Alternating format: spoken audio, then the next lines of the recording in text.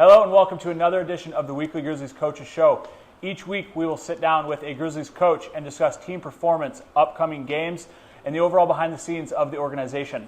This week we are joined once again by assistant coach Brandon Ratzloff. How are we doing today? Good. How are you, Jacob? I'm doing good. Last time we saw you, we were sending you off to Alaska. Yeah. So let's actually start with that. So you went to Alaska with the Chippewa Steel. You were a fill-in coach under your dad, Chris Ratzloff, the head coach of the Chippewa Steel. Just kind of fill us in and tell us how that whole thing went. Yeah, it was a great experience for me.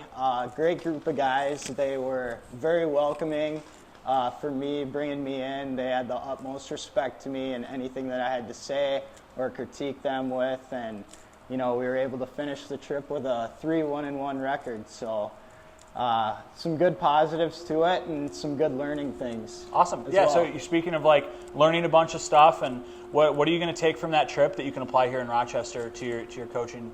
Yeah, I think the big thing was bench management. My dad, he kind of gave me the full reins running the forwards up there, so just kind of, when to put certain players out, defensive zone draws, or maybe if we want to jump on them in the offensive zone, some offensive draws, who's the face-off guy, when to put certain players out. Also, just seeing it from the fact that not a whole lot changes.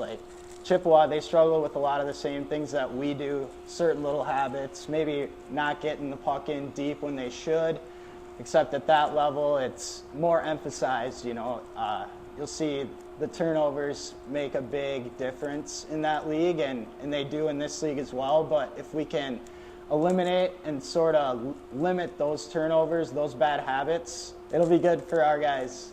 For sure. Yeah, so you said before you left you'd never been to Alaska. So what was your favorite part of the trip? I guess non-hockey related. You were driving through the mountains on a bus. You were sending us pictures. Looked like you're having a lot of fun. Yeah, I think the best part overall for me was just being able to spend time with my father. We play on the same nights. He's in Chippewa, so I don't get to see him a whole lot. That's the number one thing for me. That was my favorite part. But the scenery was unbelievable. Yeah. The trip from Anchorage to Kenai, you're basically driving through the mountains. Yeah. So just being able to see something like that I've never seen before, seeing some of the animals, live in action, it was crazy. Yeah. It was really cool. I bet it beats the trip from Rochester to probably anywhere in the Midwest. Yeah, you've seen. By a mile. Definitely. Okay, so speaking of trips, this past weekend we went to West Bend. Mm-hmm. Left with a 6-3 win. 12 players got points in the game. Yeah. What was the difference? What gave the guys the ability to perform like that? To be honest, I think our goaltender, he kind of gave us that spark we needed. He picked us up when we were down. Yep. Credit to West Bend. They played how we play normally. They were more physical than us in the first period. We could only get about 4 shots on net. And so we were faced with adversity right off the jump. Our goaltender made big saves. He kept us in it. Anytime they scored on us, we answered right back. So the resilience of our guys, I was really proud of how we fought back and, figured out a way to get the win in the end. Definitely. No, and you mentioned the goaltender. Andrew Dubin stopped 33 of 36 shots. Yeah. Amazing performance. Yeah, great. So this weekend we welcome Peoria to town. The first time that we're seeing them this year. It's the last time that we will see a new opponent on the year. Yeah. What do you expect? What are some upcoming challenges from this team this weekend? Yeah, like I said in my last interview, there's never a night off in this division. So they're a well-coached team, brand new coach in that organization. They're well-structured. So we've got to be our best. We've got to play our game for a full 60 minutes. And we're a bit short-handed right now. We've got some guys that got call-ups to the NA, which is great. We've got some guys dealing with injury. So, we're just going to have to push through with the guys that we have right now and play our game. Yeah, so you mentioned call-ups. Can you name a couple of who the guys are that are getting called up and getting that next step? Yeah, so couple of our goaltenders, Andrew Dubin, he'll get a chance in Austin, just right up the road. Gabe Otis, he's going to be heading to Aberdeen and playing with them for a couple weeks. Andrew Bastian, a forward of ours, he's up with St. Cloud, the Norsemen, and Noah Gillette, he'll be with the Minnesota Mallards for this weekend. So it's really good to see them get recognition off of our team success. For sure. So what are you and Tyler and Bob looking for this weekend when it comes to performance? Judging off last weekend's performance, what are you guys kind of looking for this weekend to kind of keep the momentum going? Yeah, I think our biggest struggle lately is just getting a hot start. Yep. So we saw it last Friday in West Bend. They were all over us first period. If we can start the game hot, then it's easier to keep the momentum going throughout the game rather than trying to start a spark when there is no spark. So I think.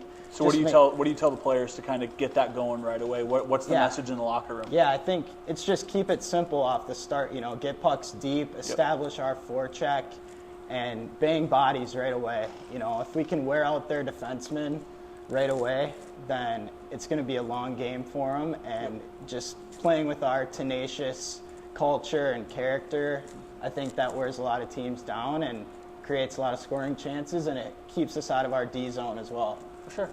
All right, so that's all the questions we have for you pertaining to last weekend's performance and this weekend's upcoming game. I want to transition kind of into something that not a lot of people know about when it comes to junior hockey, and that's the recruitment process and the process of kind of getting started with the junior team and going through all of that when you're a 18-year-old. And coincidentally, you've done that, right? And so you played for two junior teams. You played for one Tier 1 elite team.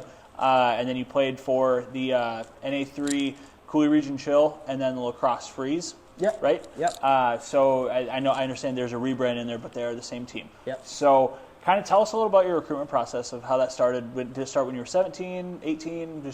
Yeah. So for me, I was a late bloomer, so I didn't really grow until after high school was over. So for that reason, my path for development was to go play U18s. I still had a year of eligibility there.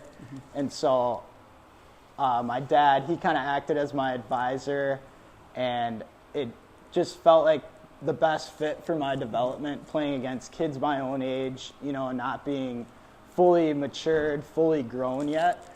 And so that's kind of where I started out in Tier 1 Elite League for the Chicago Fury.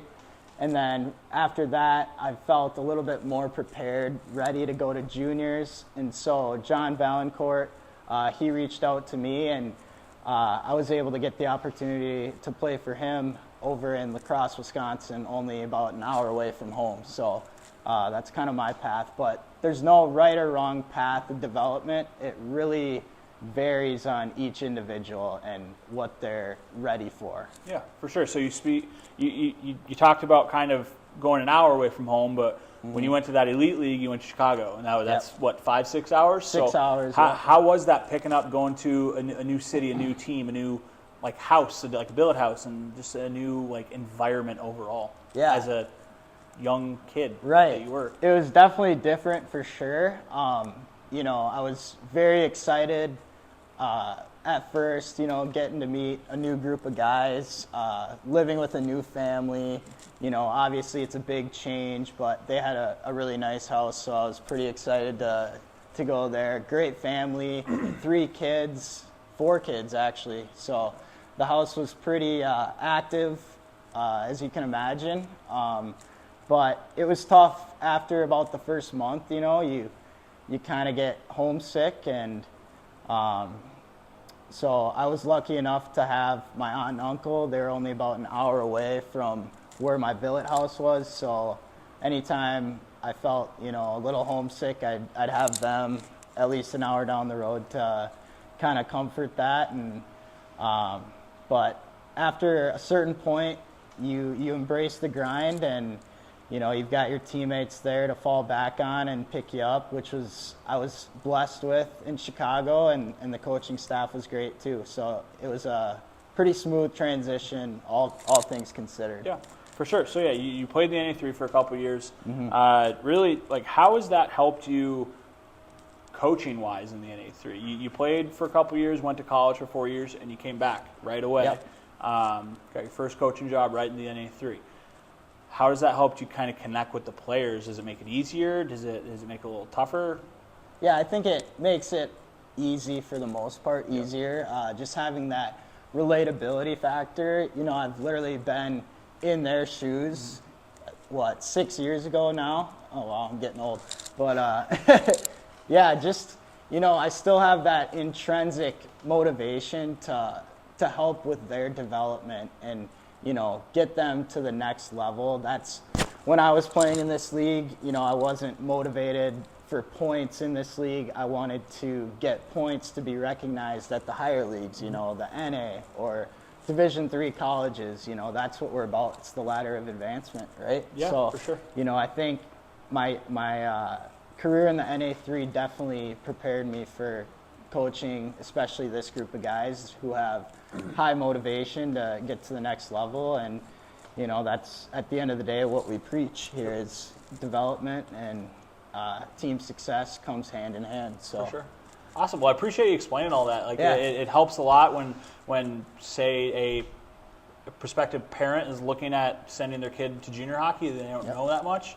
It helps a lot. So we really appreciate you telling us about that. So thanks for coming on today. Appreciate you taking some time out of your busy day. Yeah, thank you. Thanks for having me. Thanks, Grizz Nation. Awesome. Well, this weekend, the Grizz take on the Peoria Mustangs on Friday and Saturday here at the Rec Center, 7:05 each night. Saturday night is also Nicholson Painting Youth Hockey Night. So if you wear your youth hockey jersey, you will get in free with a paid adult ticket.